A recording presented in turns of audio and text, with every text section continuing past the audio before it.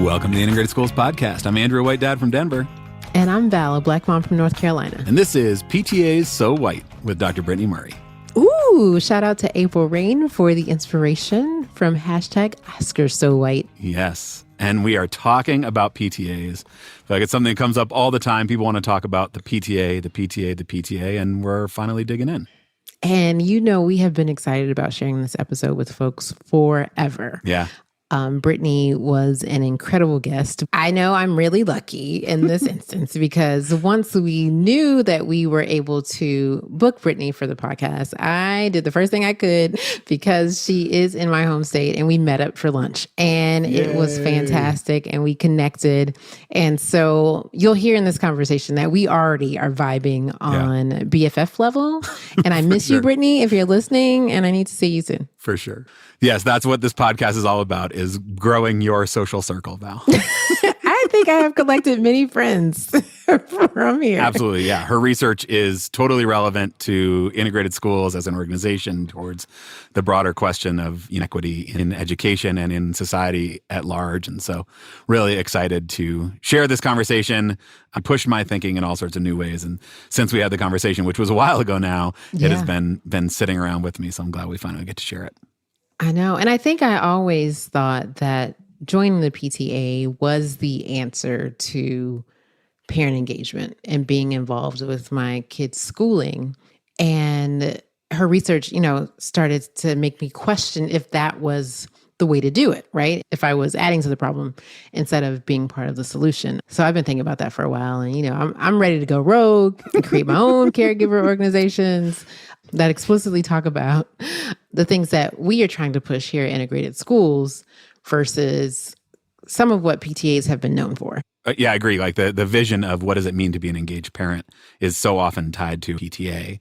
And I think that her research really highlights some of the ways that PTA has been used and probably continues to be used as really a way to hoard resources. And so the representation problem that I know, the number of conversations that I've heard of people who are like, we're trying to become more representative in our PTA, but we're not having much success.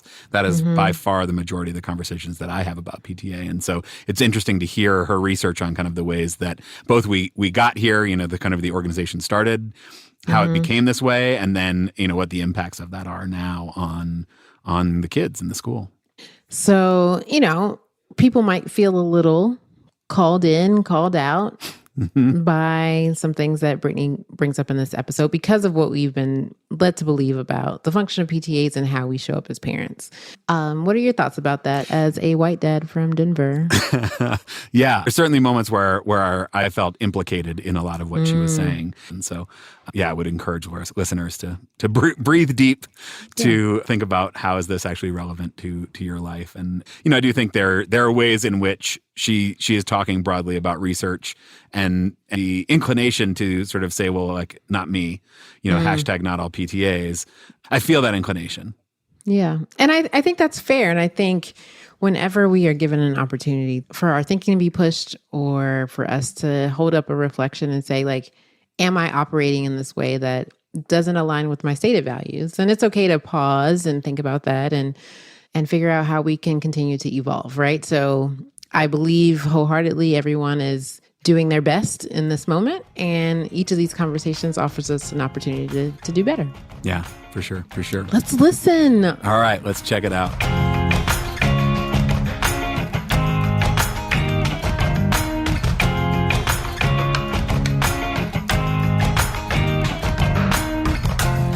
Hello, I am Dr. Brittany Murray. I am an assistant professor of educational studies and political science at Davidson College, a small suburb outside of Charlotte and very closely in proximity to Charlotte-Mecklenburg schools, which is so relevant to what you all talk about here. So thanks for having me on. I'm thrilled to be here. I'm a big fan. Yay. And another black mom from North Carolina. Woo, woo. Yes. I'm excited to represent. So That's what's up. Tell us a bit about your research. You've covered a lot of ground, but what's the kind of thread that unifies it in your mind?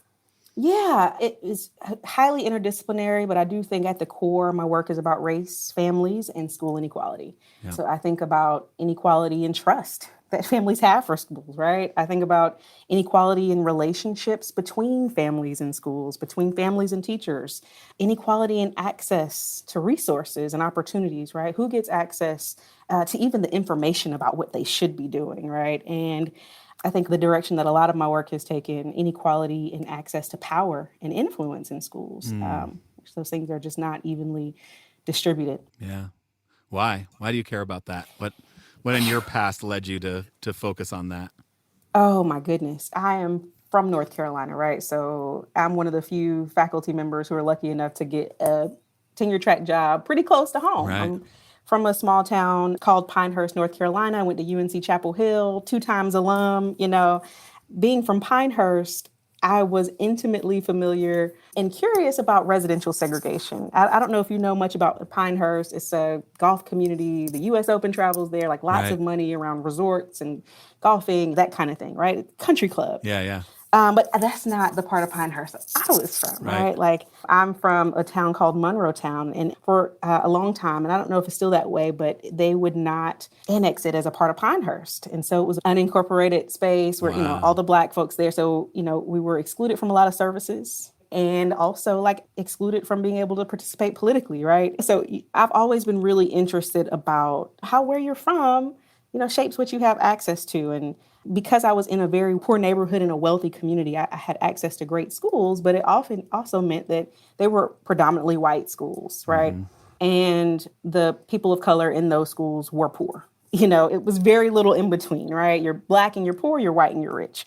And so my mom was the first example for me of the challenges of parenting in that space. My mom had to fight for every inch that I made it in the school system. She would always say, I have to stay on these schools. So they'll treat my baby right. She advocated for me in order to get into advanced course taking, to take the gifted test, all of that was a fight. Right. And, she wasn't your traditional PTA mom, right? I would call her a very highly involved parent. She's doing everything at home. She's working 2 jobs. She's going back to nursing school, but she's not running the bake sale. Exactly. Right. She's not organizing the events, even though she showed up at everything I was at, right? She made time. She stayed up for hours with me after she would pull a double shift, right? Making sure I had a fantastic project to turn in, right? And providing the structure that I needed to be successful, learning how to advocate for myself, making sure that I knew the importance of education. She wasn't besties with anybody at the school, right? So the type of involvement my mom engaged in is not the type that shines to educators. Right? That kind of engagement also doesn't really shine in the research literature either, right? We have pretty narrow, I would say, definitions of what parent involvement is. That was really instructive for me in terms of the challenges it means of being a racial minority in a dominant community. And now you find yourself in a really sort of similar environment. I'm guessing that you sort of your past experience has some impact on why you do the research that you do. My past and my present, really, right?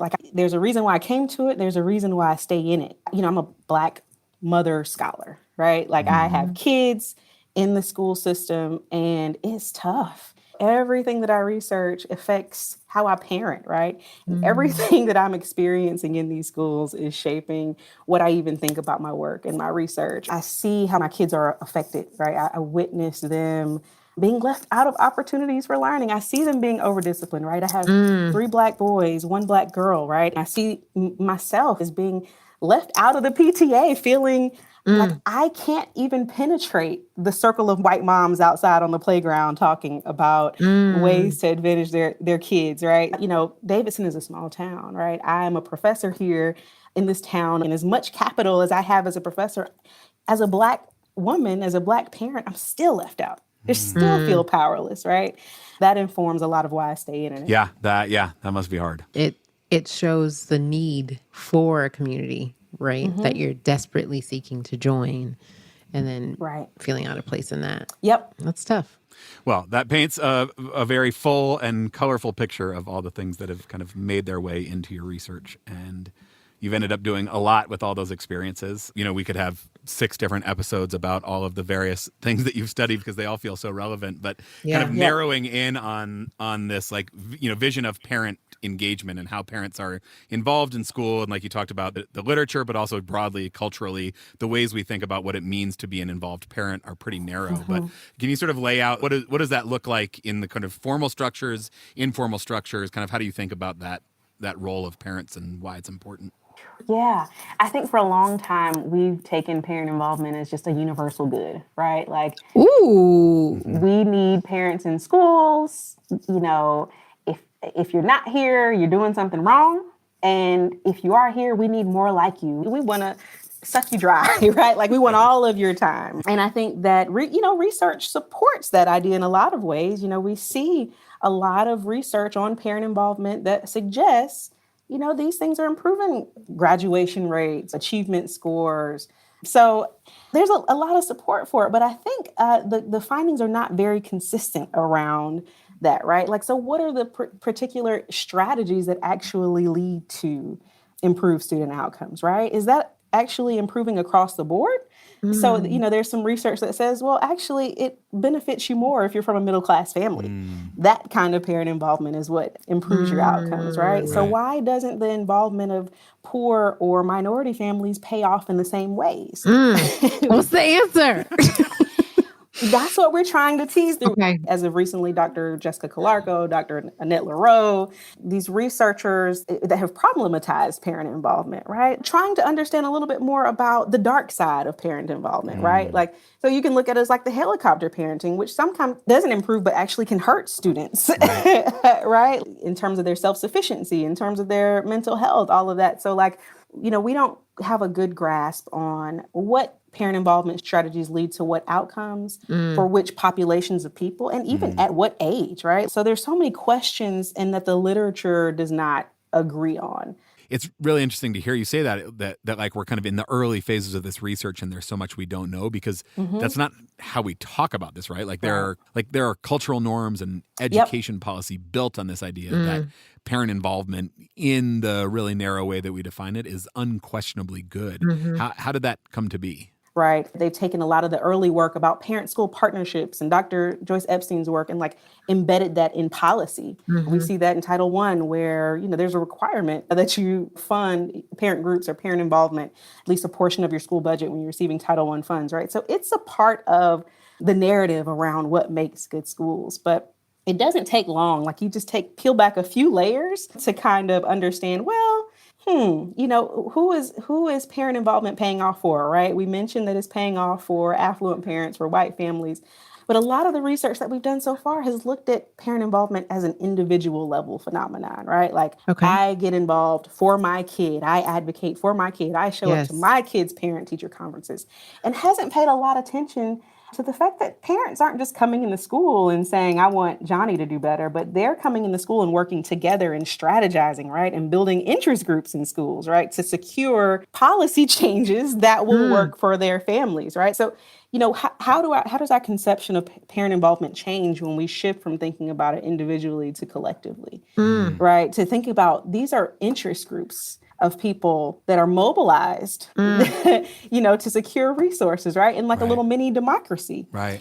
And you have representation problems there, right? You are blowing my mind right now. Like, for real. Yeah, I mean, this is the like the promise and the peril, right? Because like on the one hand, like exactly, you say that and there's a vision of that is like, yes, this is what we need. We need parents who know their kids to be politically active, to be able to, you know, organize and hold power and draw resources and advocate on behalf of their kids. And so there's this real promise in it. And then there's the peril, which is like, who does that?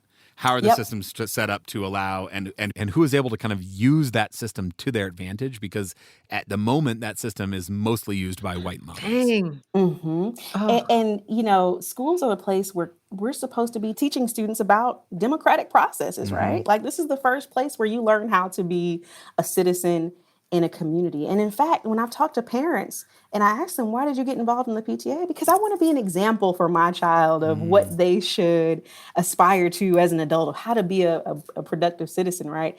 So really the first kind of associational life that kids see is run by white stay-at-home moms, right? Oh my gosh. Who are advocating, to reference Dr. Lynn Posey Maddox's work and Dr. Mykytyn's work, like they're advocating for resources and opportunities that would directly benefit their own children, right? And showing this blind eye to the diverse needs across a school community and creating policies that would benefit themselves, right? Like, what are we teaching our young people here when it comes to who's involved in our democratic processes, right? And I think there's opportunity to do work in that area, right? This seems like a good place to get just a little understanding about the history of these parental organizations. So what do you know about it? What can you share with us about why these were formed? Yeah. PTAs have a long history, right? Before women could even participate in our democratic society, right? Before we could vote, women were joining civic associations, and Dr. Christine Wechsner could talk about this much better than I could. But to reference some of her work, what we now know as the PTA was formed late 19th century and started advocating for things like school immunization policies, school lunch, taking a kind of a national level view. But at this point, schools are segregated, right? Right. So we are around like Plessy v. Ferguson, separate but equal, right? And so they're advocating for white schools, at this era.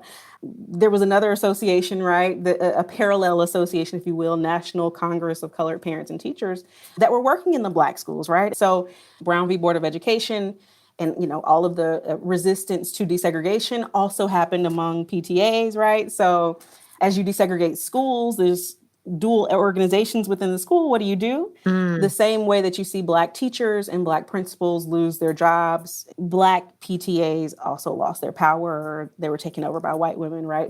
So very storied history there with PTAs. But I think the thing to keep in mind is that Black parents lost their source of power in schools, right? They lost a platform to organize. Right.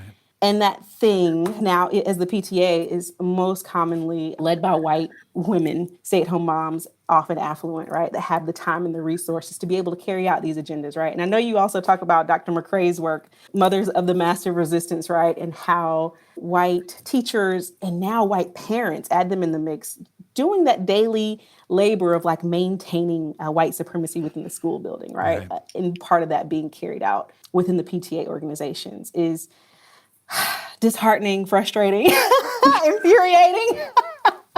Yeah, I'm thinking about the kind of multiple levels of educating our kids. That like we're creating systems that allow resource hoarding by already privileged parents, largely white parents, to advocate to get more things for our own kids, which gives them advantages, but also is like teaching them that this is the way that we engage in civil society. This is the way that we engage in democracy. What you think of when you think of a good, engaged, involved parent is somebody who's a part of the PTA without ever having to think about race, ever having to think about kind of the ways that you are part of this tending the garden of white supremacy that Dr. McCrae talks about. It's all baked in there. Like the path of least resistance is to keep replicating these things. One thing too, just to kind of give you a little bit more of the landscape, we've talked about like this decline of civil society over the years, right? Dr. Putnam's work, right? Bowling Alone. We don't see bowling leagues anymore. We don't see this kind of associational life that was really prevalent in the 20th century, right? So they've done this work to kind of track the decline of civic associations over time. And the PTA was a big part of that work, kind of examining the decline in membership over the PTA. But some of my work has suggested that, actual PTA units are still pretty prevalent across schools. But that decline in membership suggests that there are fewer people involved in these, right? And so you have a handful of people at these schools that are making a lot of big decisions, right? Yeah. And these are typically tight-knit white stay-at-home moms, right? So less representative, right? Like power being much more concentrated amongst fewer people. That's really interesting, right? So the total number of people involved in things like PTA has gone down. But just sort of in general, folks aren't engaging in civic organizations like they used to. But the total number of actual PTAs hasn't gone down as much, and so you end up with the kind of the same vehicles of parent engagement, but fewer and less representative people participating in these structures. Yeah, exactly. And what interestingly, they're more concentrated in racially diverse schools. So we see this relationship between racial diversity and the likelihood for a school to have a PTA. Really?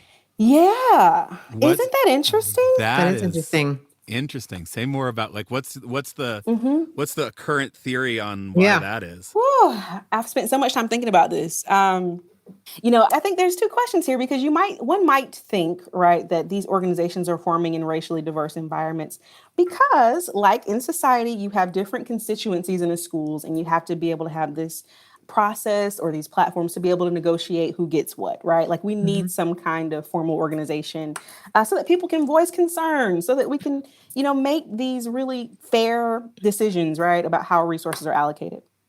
That's the more optimistic view, I think. They're like, we need a town square. That this is like the Exactly. school version of a town square, so that we can like hash out what do we do, what's important, what do we care about. Exactly. That's I think that's one theory. Interestingly, I find evidence that there's a little less optimistic, right? Of course, A little more racist. Right. We got that's it. where We most got things it. end up. Yep. We know what's up. Yeah, so I actually do a study where I try to understand that relationship between racially diverse schools and the presence of PTA. So I actually leverage the timing of the lifting of court order desegregations to see, is this policy lever kind of shaping what these organizations then do. And so what I find in my data is that when these desegregation orders are lifted and there's no formal mandate to keep our schools integrated, right?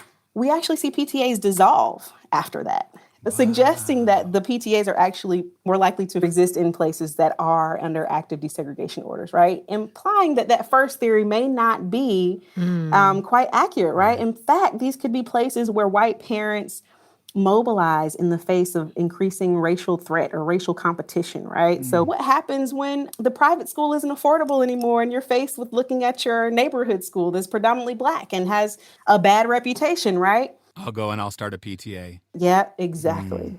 So that's a public elementary school phenomenon where white parents consolidate power in the face of racial diversity, racial competition, or over resources, right? And they mobilize, and it could be right to maintain this power when resources could be allocated differently, right? And all without thinking that that's what they're doing, without even having to acknowledge that that's like a piece of what's happening. Exactly. Yeah. And now all of a sudden we're the most valued parents at this school, right? Now principals want to please us, right? And depend on us to improve their score ratings, right? To be able to advocate at the district level to bring needed resources to the school, right? To fundraise and hire additional teachers, hire additional equipment, right? Now, all of a sudden, there's a new hierarchy within the school where the types of involvement that white middle-class parents perform are much more valued than the ways that folks that have been there, right? Black parents, working-class parents, right, have been doing the whole time. Can you say a little bit about the damage that does? I can imagine somebody listening and being like, yeah, that sounds great. There's going to be more money in the school. There's going to be better test scores. Like, what's wrong with that? Like, what's the downside of that? The downside of it, there's a lot of downsides. Just the more tangible downsides are that, well, now the resources are not being spread across schools evenly, right? So yes, you're raising more money, but where is that money going, right? My research finds that affluent students do better in schools with a PTA than poor students. So that is, evidence for this opportunity hoarding process. Yeah. We have a paper where we looked at North Carolina data, control for prior achievement, right? And looked at students when they moved from a school without a PTA to a PTA and observed that rich students perform better in reading when moving to a school with a PTA than do poor students, right? Supporting this opportunity hoarding idea that these resources, whether they be financial, whether they be relational, whatever the good is that you derive from these organizations is not reaching everybody, right? I think that's more the tangible resource-based problem with it. But the other is that, valuing one type of involvement in the ways that you can see and feel by necessity makes you devalue the ways that other parents get involved, the ways they try to support, right? The ways that your mom got involved. Exactly. Right. Yep. Exactly. And there's also, Jessica Larco talks about the privilege dependence that happens, right? Where The principals are now trying to make sure we keep these parents happy because we Yes. want them to stay in our schools. We don't want them to opt out to the private schools. And so now we're catering to these families at the expense of other families. Dr. Victor Ray talks about racialized organizations and how even just the presence of these organizations can serve to reinforce these stereotypes that we have in our heads, right? Mm-hmm. So educators assume the worst of Black families oftentimes. Right. They assume they're not involved. They assume they don't care, right? If they're not showing up at the PTA meetings, if they're not showing up at lunchtime to make copies, now there's these embedded assumptions about why they're not there rather than the norm being both parents having to work. Now you've shifted the expectation around parents engaging in the ways that white middle-class parents engage. And that's just not possible. It's not possible for me, Right. And that's what I've dealt with over the last 2 years. Like, wow, it is a lot of pressure to feel like I'm supposed to, be in all There's a these. lot of I pressure. can't do it. I have to work, Love my kids dearly. I make sure they eat in the mornings. I sometimes iron their clothes. But Oh, you are a better parent than me. They're wearing their clothes. I feel like that's a win. Yeah, exactly. for sure. I also think about the kind of generational harm. Mm-hmm. If you create that environment, that's the school that you go through. What is your relationship to school as an institution when you get ready to bring your own kids into the school environment? It's not just the impact on the kid in the moment. You're setting them up to have a certain relationship with school that is then going to color the way that they end up interacting with school when they're parents. Absolutely. And I think there's inequality in the way that teachers deal with families, right? Mm-hmm. Teachers often feel submissive to white affluent parents, right? A little bit more subordinate and deferential, but they feel power over poor and non-dominant families, right? Like they feel that they're the authority figure, that they're in charge, right? And so I've talked with Black parents who have been banned from the school because of the ways that they have engaged with the school. And that's traumatic. That you can't come to the school that your child attends. That's very traumatic. And this is shaping the relationships of cultures between these families and these schools. It's confrontational. It is conflict. We're not listening to each other. We don't hear each other. We don't like each other, right? It's not, there's no trust. Right. One of the ways that particularly white parents, but kind of in general, the ways these parent organizations, gatherings of parents operate is through this idea of social capital. And one of you can just tell us, what is social capital, at least in the way that you think about it with regards to parent involvement? Yeah, I think about social capital as any type of resource, whether it be social, financial, material, psychological, any kind of resource that you derive from a relationship, right? And the ways that you can mobilize relationships to your advantage.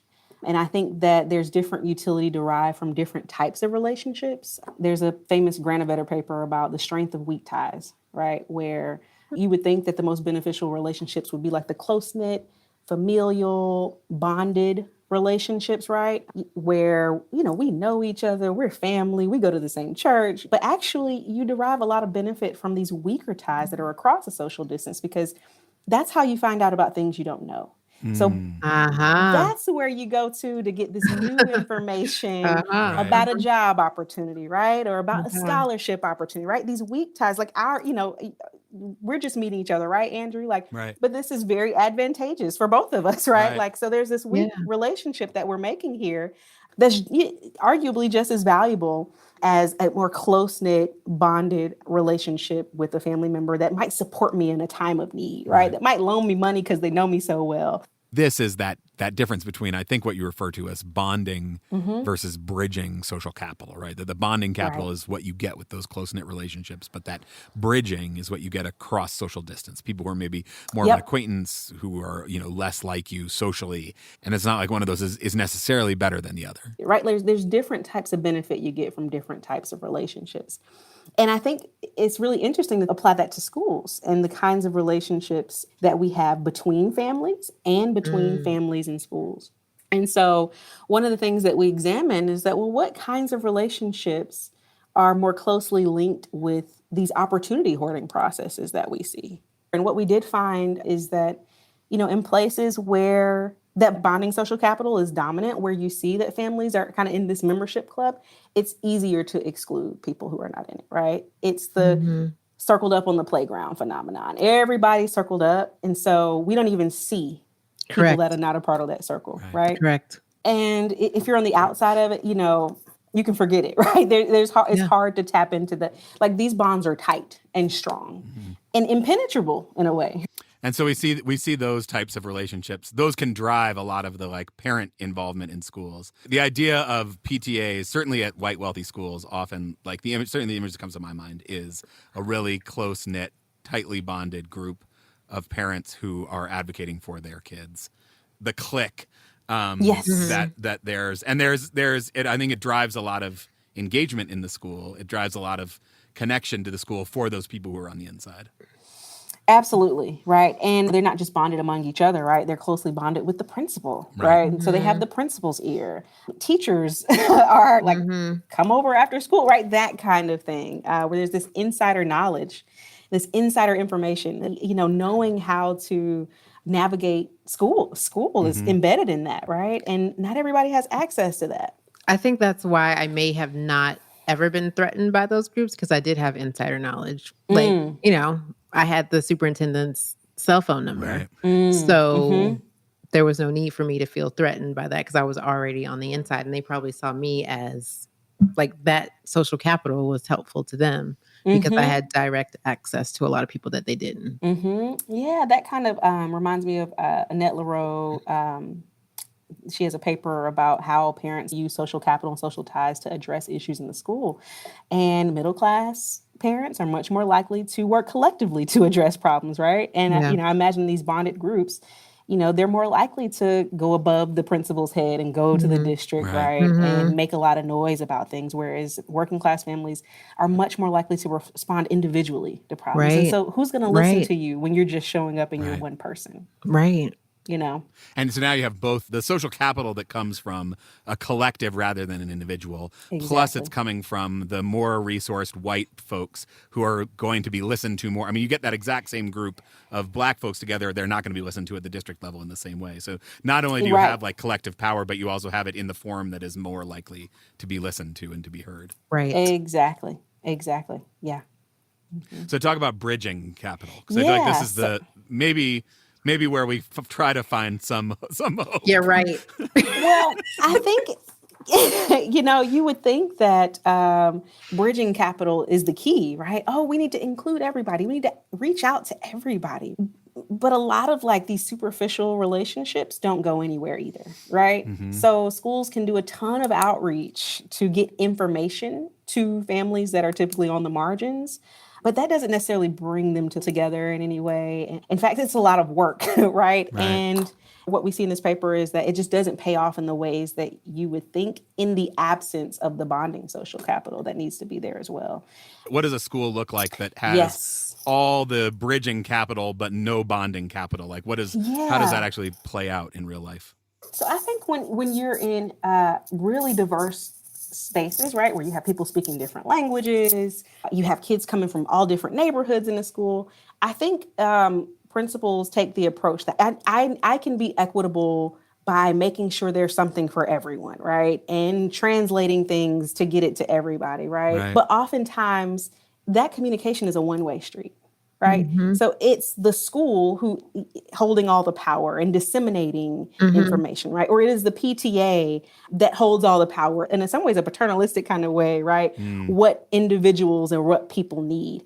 And to think about Dr. Ann Ishimaru's work, right, there's not this collaboration, right? Like it's not really leveled power dynamics, right? It is a one-way thing where the places with the power are kind of deciding what's useful, right? Yeah, for sure. And so we saw issues popping up there too, because families didn't know each other and couldn't connect with each other's needs, right?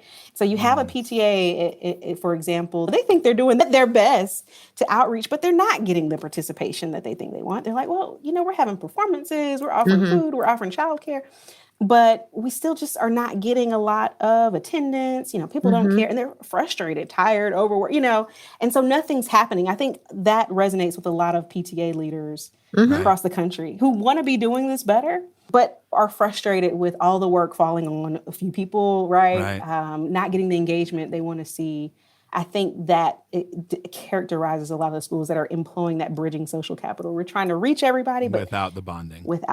Exactly. Without engaging people in more meaningful ways. Yeah. Can you say a little bit about trust? I feel like in reading one of your papers here, I circled trust on my paper. Trust so was like a big piece of that. A big piece of that too, right? Yeah. The lack of, if you don't have the bonding social capital, it's hard to have trust. Exactly. I think that without really knowing people, what's the point of coming and showing up? That's what we heard a lot of, right? Like, these people are just going to do what they want to do anyway. It doesn't matter if I'm there or not. Why would I show up at this for the same group of people to make all decisions and just let me know what's going on? I've actually been doing some more interviews with organizations in North Carolina and learning that a lot of the decision making in PTAs happens via text thread among like 5 people. Right. Like, this is not we're going to make decisions at our general body meeting. Like, that's not usually what happens at general body meetings are like, we're going to tell you what we decide. Right. And be thankful to us that we're taking on the work of the school that you don't have time to do. Right.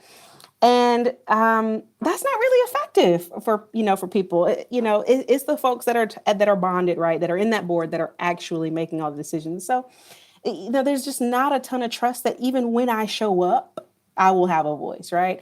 There's not a ton of trust that if I show up and say something that people will hear me and take my concerns seriously. So we need both in schools. That paper kind of supports that the schools that do both well are really where you see resource and opportunities and information being distributed the most broadly, right? The most equitably, right? And I think that requires principals and school leaders and PTAs to be really intentional about what they're doing to build those kind of relationships. Like, that doesn't happen by accident. Right. Schools that we saw that were doing this really well, we're intentional about providing opportunities for families across a social distance to get to know each other, right?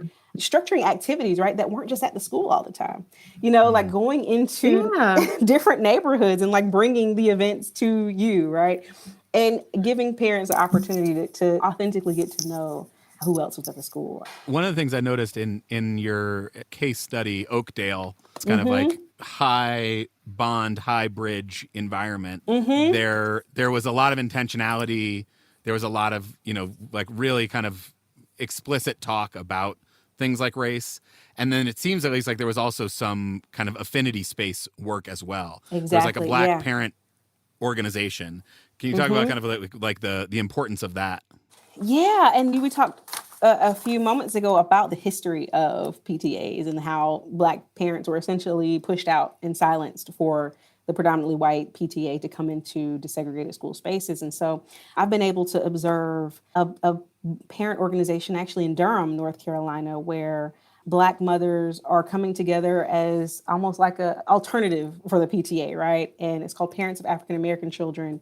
And they are working to help direct PTA resources to students that wouldn't necessarily be recipients of that kind of thing, right? It is an approach that allows more people access to what's going on and engages families a little bit differently than the regular PTA would and does oftentimes, right? Providing that platform for families to get to know each other within and between groups is really central to building both forms of capital. I've talked to families that said they can go into a PAC or Parents of African American Children meeting and talk about things that they couldn't talk about at the PTA meeting, right? Like, it felt like a safe space. Right. And also they go into the PTA meetings as a group, right? And they feel supported now when they have something to say, where they feel like they have people that are there that are going to back them up.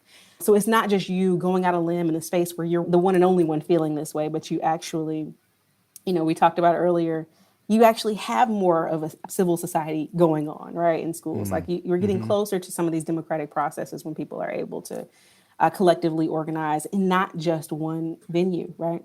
I have a question. I'm just curious. That group, is it diverse in terms of class as well? Ooh, I think that's one place where they have struggled, is to really reach across class lines. One thing I will say is that their approach is that it doesn't matter if working class parents don't have the time to show up, because they see themselves as a village for all children, right? And so they're literally built on the idea that involvement doesn't look one way, right? Whereas PTA, you're kind of required to show up, required to bring this, required to organize this. PAC is like, who has the time? And we organize around all students, regardless of whether or not your parent has the time, right? Okay. So that's a shift right there in thinking beyond just my own kid here. Yeah. Right. So that's literally part of their mission, is like to stand in the gap for families who cannot be up here to hold school leaders accountable to meeting their kids' needs. And so Yeah. what happens when we take that shift of, I'm up here to support my kid versus I'm up here to look out for these kids? Yeah. Both of my kids are going to new schools. You're just giving me lots to think about in terms of how I want to show up. And I was wondering, like, okay, I do have certainly some of the time that some other parents may not. How do I bond, and create these trusting relationships so that they do trust me to go and stand up for all of their kids? Because I wouldn't necessarily know all of their kids' experiences, right? And so, yeah, it's just giving me a lot to kind of think about. I'm hearing you say that, and I'm thinking one thing that's interesting is that parents, especially parents on the margin, I don't know, are always aware of how their experiences are connected, right? So one of the things that PAC does is to talk about the achievement gap in the school district, right? Like, let's make you aware of the history of systematic inequality, and like the fact that your child got suspended is not just because of your child, actually, but like Black kids are being disproportionately suspended in our school. Like, this is happening here, right? It's not just your kid that's struggling to learn how to read. There's an achievement gap present, right? And so what does it mean when we mobilize Black parents around this mistreatment of their children? And because it's not just an individual phenomenon, right? And so that awareness around what can the school be doing differently to address and focus and prioritize these issues rather than just the fundraising, right, that the PTA focuses on, right? There are real issues here, and we need to grapple with it, and we need to make sure that parents know how their families are being affected by this. A part of the way that I see my job is to educate people about the inequalities built into the school system. And I think we take it for granted that things have to be this way, and that they don't, right? And so organizing Black parents around these issues, I think, is really important work. That feels hopeful. That's, for our white privileged audience. I know so many people who feel like PTA is a deeply problematic enterprise. And I think we have highlighted a number of the ways that is true here. And it is still present in so many schools in so many places. So if you're showing up in a new school, particularly if you're entering a largely Black and brown school as a white parent, what does it look like to participate, to not participate? Like, how do you kind of lean on this idea of bridging and bonding and social capital, recognizing the kind of unearned privilege that you show up with? Like, what would you ask parents to at least be thinking about, if not explicitly do?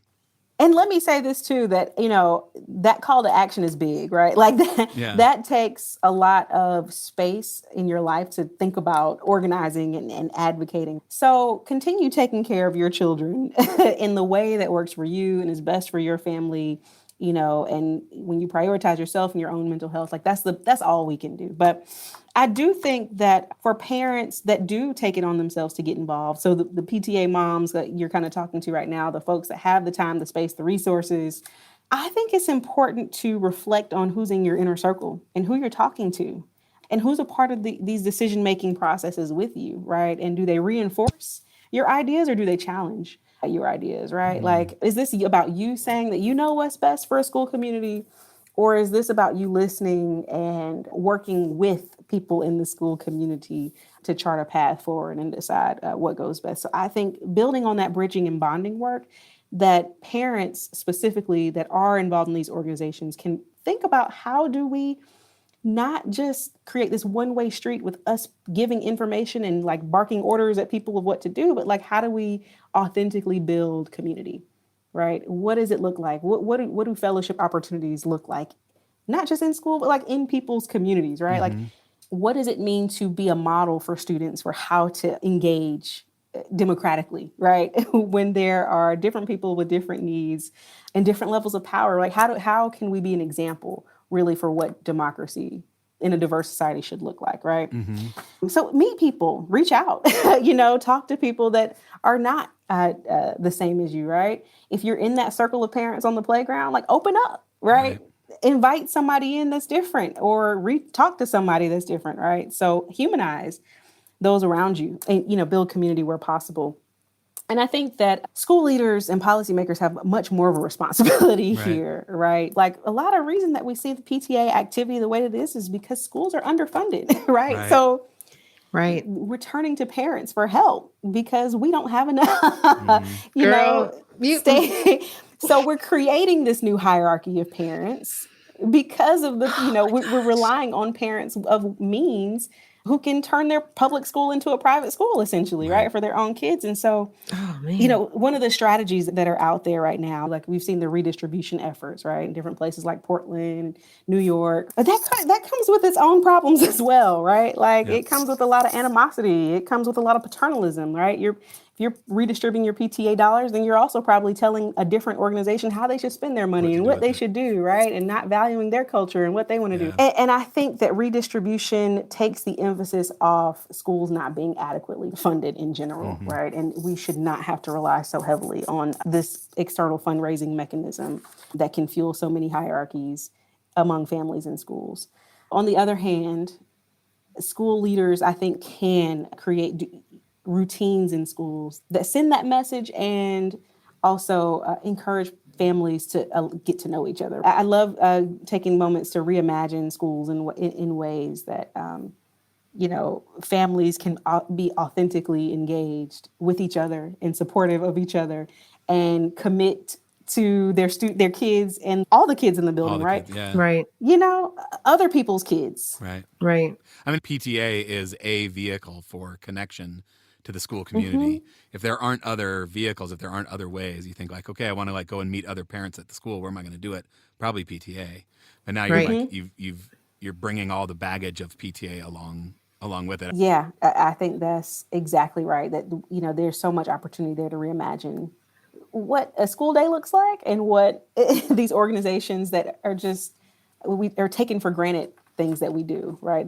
The part of the grammar of schooling, right, that we do. I think that gives us opportunity to rethink some things and how they fit around a generation of women that are breadwinners, right? Like a lot of these policies were structured around women being stay-at-home moms. So much of this is about a generation changing much faster than I think education policy can keep up with, right? Yeah. It seems like in a lot of your research, the ease with which in the school context, white parents build bonding social capital, that just sort of happens almost without a whole lot of effort, that it's really easy. And that the kind of work is in bridging social capital. And I'm wondering if you notice a difference outside of the school context or outside of institutional context. My initial thought when I was reading that was, I totally see that happening in school, and out in the rest of the world, it feels like the opposite. I see the ability of Black people to make bonds with each other, even if they don't know each other, feels like it happens much easier than it does for white people outside of the context. That's such an interesting observation. That would be a cool paper. Just to investigate. And I mean, there are sociologists doing work on, right, racial differences in, social capital and networks, right? And I think it's fascinating to think about it among different institutions. I think one thing that I've seen is that Black parents have not needed the school for relationships in the same way that white parents have. Yes, ma'am. That is so when you think about the mobility that white families have, they're often moving away from where they grew up. That part of that employment discrimination means that Black folks are not getting jobs in the same way across the country, right? And so Black families are much more likely to be in proximity with family, perhaps with church communities and other social or community contexts in which they don't need any new friends, right? But I think white moms are going into new communities or they're relying on the schools to provide their social relationships for a lot of parts of their life, right? Like they're relying on those social relationships for much more than I think Black parents typically do. And again, this is my experience as a parent. Certainly my experience. Yeah. So and I'm a Black parent, but I've moved a lot. And so I can totally understand both, right? Like I'm new to the city. Where else am I supposed to meet people? I work at home. So I meet people via podcast, thanks, or people through school or kid activities. So I totally see that being a possibility. Definitely think it's a race and a class process too, right? Yeah.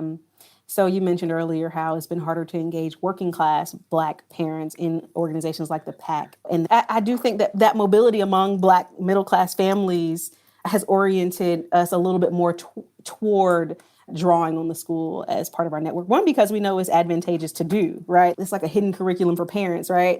Of what you need to do when you go into a new school that I don't think that information isn't distributed evenly. But also, I think there's some racialized components to that as well, where Black families are generally closer to home, right? And for sure. Or their neighborhoods where they grew up, right? And in some ways may know the families, in some contexts may not like some of the families at schools, right? May have this history, right? So I think, school and the relationships at school, Andrew, you mentioned earlier, Black being harmed at school, right? Having traumatic experiences at school, pushing Black families out of school and like, I only want to deal with y'all when I have to, right?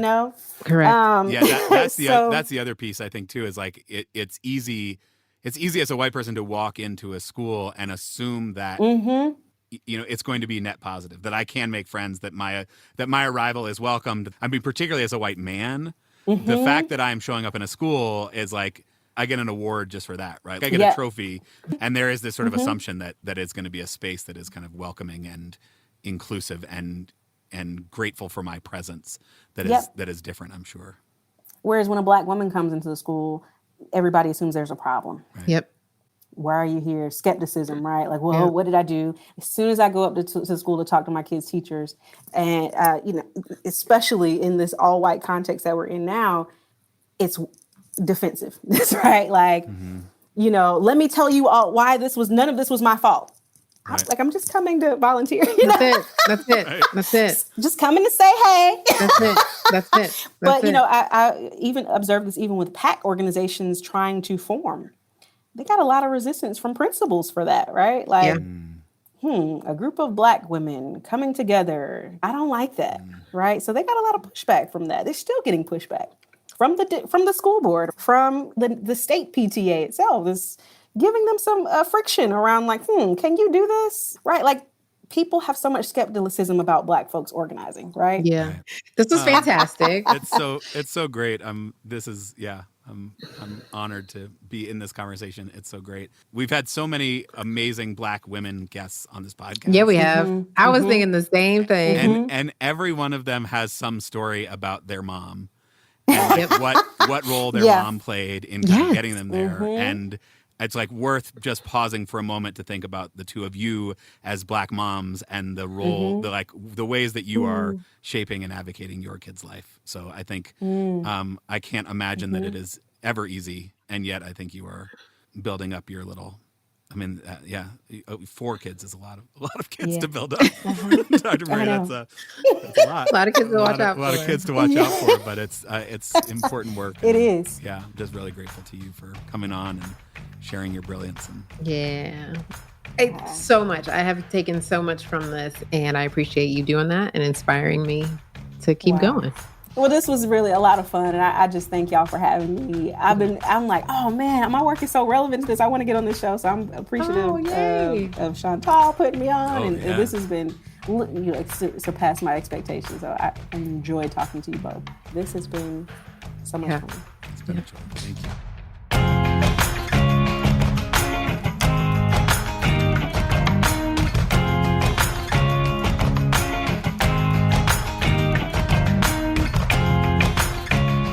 So Val, what did you think?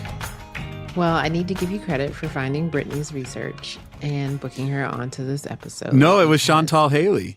Oh, that's right. Remember? Dr. Haley's the one who was like, you know who you really need to talk to. And Well, I'm she was taking right. away your credit Yeah. and giving it back to the Black woman. I'm totally fine with that. Well deserved. Because her research, it's changed me since we've had that conversation. Yeah. And I think it's really made me consider the ways in which I want to get involved, how I want to get involved. And I actually see a path from Brittany's conversation of involvement that happens after my kids graduate or leave a school, right? So say my hope and dream is to have a caregiver organization for educational justice at school, right? That's my alternative to the PTA. I can see being involved in that well after my kids graduate. Right. And it becomes for the benefit of all kids for educational justice, right? And I think that's really important because too often once a child leaves school, you do become disconnected from that because it is about your individual child. But we know that here we're committed to all children. And I think she's just giving me new ways to think about the possibility of that. Yeah, I love that because, right, I think there's kind of 1 degree removed from just my kid. It's like, let me think about all the kids in the school. But I think there is this kind of 1 step removed from that even of like, our society's a better place. Like our country's a better place. We have the potential to actually continue to shape and be impactful in the lives of students and of parents and of families going forward by continuing to be engaged in these ways that maybe don't look like, there's nobody on the PTA who's not, a parent or maybe a grandparent in the school. Right. Like, what does it look like to have an organization? What does it look like to have a structure, and kind of how formal does that need to be that is the community coming together to invest in the school? Right. I left the episode feeling really hopeful, despite the fact that some of the things she's shared were very tough to hear, right? And I wanted to talk a little bit about the system that is in place that requires PTAs to do this work of hoarding resources, essentially, right? Because we haven't funded our schools in a way that we can worry about other things, right? PTAs have to be concerned about getting the funding so that their kids can have these experiences. Yeah. That part to me was really fascinating because in my mind, and I don't know like how accurate this even is, but certainly my understanding of what a PTA was from growing up was very much around kind of extras about, are there t-shirts? Maybe there's like cool water bottles or, field day has some parents to help support. And I'm sure there were other things that were going on with the PTA, but the difference between then and now in terms of the funding piece of it was totally shocking to me when I learned about it. Yeah. That the PTA fundraising is filling a gap. And it's a meaningful, real, important gap between what we should be giving kids and what we were actually giving kids, between what money we have to invest in schools and what money we should have to invest in schools. And so the need that PTAs are filling is real. Yeah. We need more money in schools. We need more funding. I just learned recently of a PTA that was raising funds to send teachers to professional development, right? So you're right. Right. This huge need. Yeah. And so the system has kind of created this need because we don't fund our education adequately. Now there's a need for funding. And we know that the ability to engage in that is not determined by how much you care, is not determined by how invested you are in your kid's education, is not determined by how much value you place on education as an institution, but is determined by these larger societal factors that are, that are based in race, around how much generational wealth do you have, around what type of work do you do? Are there 2 caregivers involved? Do both of them have to work? What kinds of jobs do they have to work? When do they have availability? What sorts of resources can you pour into a school? And so, on the one hand, it's like totally understandable and in many ways admirable that folks want to show up and pour resources into a public school and pour their, time and energy into it. And yet the system is set up such that ends up creating these hierarchies, this sort of, hierarchy of value of which specific parents are more or less valuable to a school, but like what type of parent engagement is more or less valuable to a school. And I'm thinking about administrators feeling the need to then privilege those parents because they know they are a valuable asset to getting funds to the schools. Right. And that feels so vicious. Yeah. Like a really vicious cycle that I hope folks who are active in their PTAs do take a moment to like listen to this episode and reflect on whether their PTA is acting in that way and how to kind of break that cycle, what that might look like. And it might look like advocating for more funding, right? It might look like letting the administration know we're able to do this, but this doesn't mean that you privilege our kids in everything that we do. Like, we have the ability to raise funds, and this is for every kid, not just my kid, right? Saying that explicitly, I think that's important. Yeah, I mean, I think that it's so tricky, and I definitely have not figured out how to find the balance of that.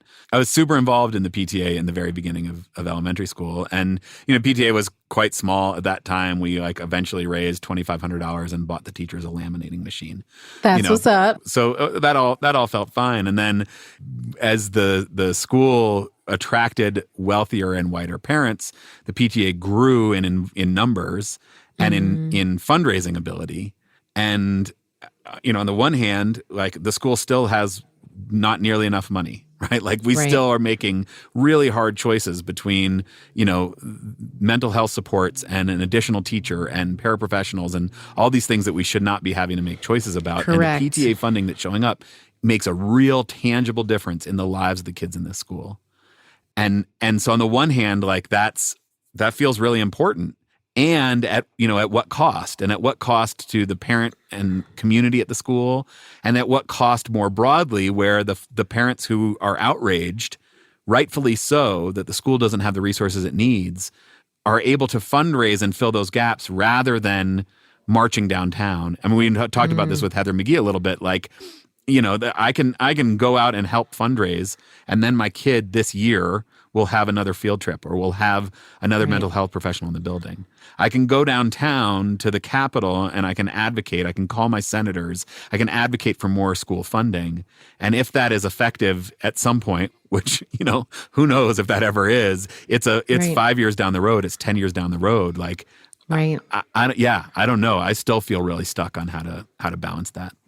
Okay. So how do we advocate for systems where our resources don't leave, when the kids leave? Because the truth is, if the white parents who are now interested become disinterested, we're back at a place where we're working really hard to raise $2,500 for a laminating machine or, whatever that is. And so I don't have the answer either, because obviously I have followed the same path, right? Like, my kids were involved in the school, then now I'm involved in the next one, and I'm still deeply committed to justice in our schools. And so how do we sustain that for people who care, like us, who will care long after our children leave those spaces?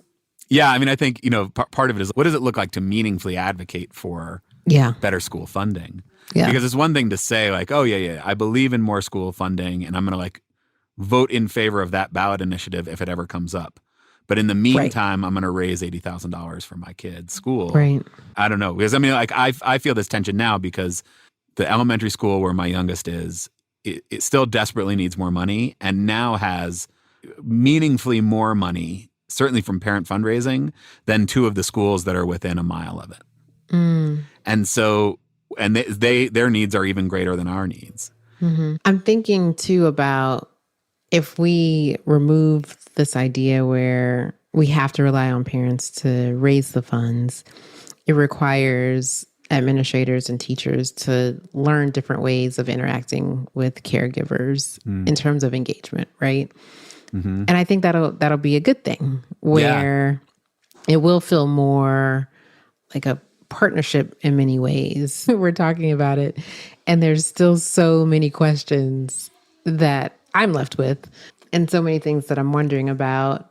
I will confess that I have not joined my kids' PTA this year, and I think a lot of it was because of the conversation with Brittany. And I've been trying to figure out ways to support them at their new schools. It's really important for caregivers to positively contribute to the school. And I'm thinking about what Brittany said in terms of we've assumed it's a universal good to have parents involved, right? That has been the assumption. And we are by no means saying like, stop being involved in your kid's school. So if I am modeling a bad idea by not being a member of PTA right now, forgive me. We're transitioning. But what I also want to emphasize is what's connected to what Brittany said in terms of civic engagement. So as parents, as caregivers, we can model additional ways to be engaged. And so if our children see us being at every caregiver thing that we can make at school and advocating and talking about like the importance of funding to our neighbors, like all of those things count. And so not only modeling, hey, I have free time as a suburban non-working parent with means to, come and hang out at the school. There's other ways that we can show our children that we value them, their education, and their school, and keeping that in mind. I love that because I think it's easy to get lost in the fundraising piece of PTA, and I know schools where that's the only thing that they view as their job is to raise funds. And no question, we need more funding in schools. But I think we don't only need more funding in schools. What sort of community engagement, what sort of community involvement is participating in the school, is showing up in the school, is supporting the school is a really important factor in every school. And so thinking about ways, maybe it's showing up at the PTA and trying to nudge the PTA towards a vision of community engagement is one way to show up. But I think another way to show up is, what does it mean to become a part of the community? The privileges that you bring to the community are sometimes financial, but are also your unique perspective. Yeah. And so what are the vehicles to like harness your unique perspective? What are the ways to show up and say, okay, here's what I'm bringing to the table from my standpoint, from my experiences, and how do we use that to help shape the type of education that all the kids in the school are getting. That has nothing to do with resources, but it's still like a really important role that parents should play. And I think, what does the school look like? How is the school welcoming or accommodating of that is another question. But that feels like a different way to be an involved parent. Like Dr. Murray's mom was, show up and advocate and be there. It does not necessarily look like running a bake sale. Right. I'm thinking about just the shift that type of thinking also requires for administrators and teachers. And those folks also being able to recognize the different assets that families bring when they cannot fundraise or support financially, right? Yeah. All of that will require a shift. And I think the Caregiver Organization for Educational Justice is where we start. It started right here. It started right here. Yeah. Start when at your school. I think that's right because, we talked about this sort of Oakdale, her like case study of a school that had high bridging and high bonding social capital is doing better work at least than schools that have one or the other or neither. And this idea of needing to have bridges, needing to have wide-ranging loose ties, but then also have bonding connections where people feel invested and feel like they're bought into the school and that they have a voice. That all makes sense to me. And I just think about how overworked and like often underappreciated teachers and school administrators are. Yeah. This feels like something that requires intentionality and thought and planning. Yeah. And to put that on their plate as well feels really hard when it's like, yeah, I would love to do that. And I need enough money to have another counselor in the building. Correct. What am I going to focus on? Yeah, Brittany. Dr. Murray, you got us. You got us thinking. We appreciate you. Yeah, it was a great conversation. Certainly has stuck with me. Left me with lots of ideas and not a lot of answers, as is often the case. So if you were hoping to get to this point of the episode and hear all of the answers, you've come to the wrong place. But that doesn't mean we don't have some suggestions about action steps you can take. So Val, as we are doing this season, what are you thinking for action steps coming out of this conversation? Definitely think about how you're showing up as a parent. So if it's in a traditional PTA, what are some ways to make sure that it's not about how many resources you can get for the sake of hoarding, moving past just what works for your kid to how can we have conversations about how we can support all children. I do think it is possible to transform PTAs in a relatively quick amount of time. And I say that because I think right now it's driven primarily by the status quo or what has been done. Mm-hmm. And you only need a handful of parents to say, like, we're gonna do this differently. We're gonna try this differently. And because of the nature of kids growing out of schools, right, there's lots of turnover. So there's lots of chances for things to be new again, and not being afraid of that. Yeah. I'm thinking about how I show up now in this new school as well as continue to show up in my old school. I'm thinking about what other ways are there to show up. Conversation I had with a black mother about PTA at our elementary school, where she was just like, oh, that's not for me. That's not a space for me. And so, maybe it is your parents organizing for racial justice, or whatever it is. Forge. No, it's not gonna. No, that's not need gonna a new work. acronym. But that's not gonna work. like what else? What are the other options that don't carry the baggage of PTA with them to say, here's a chance to get involved in this thing that we know we all believe in, which is that we want our kids to thrive, and we believe that if parents have a voice in that, that's more likely to happen. Yeah. What sort of structures exist? Yeah. So would encourage listeners to figure some way to get involved in your school community. And call us and tell us how you're doing it. We love the voice memos. Send us your voice memos. Mm-hmm. Find that voice memos app, record us a little message, and send it out. podcast@integratedschools.org. And we'd love to hear how you're grappling with this question of PTA So White. In the meantime, take this episode, play it at your PTA, have a discussion about it, really dig in. You are the change that you seek. That's right. And also be the change that we seek by giving us some change. By giving us some change over on Patreon. With a small monthly donation that helps keep this podcast going. We'd be grateful for your support. Patreon.com/integratedschools. Awesome. Well, Val, I'm not exactly sure what the answer to PTA is, but I'm grateful that I get to keep thinking about it with you, and grateful to be in this with you as I try to know better and do better. Until next time.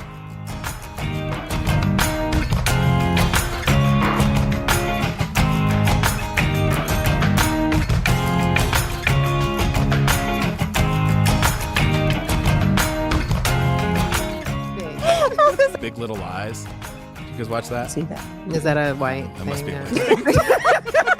That's definitely a white thing. Yep.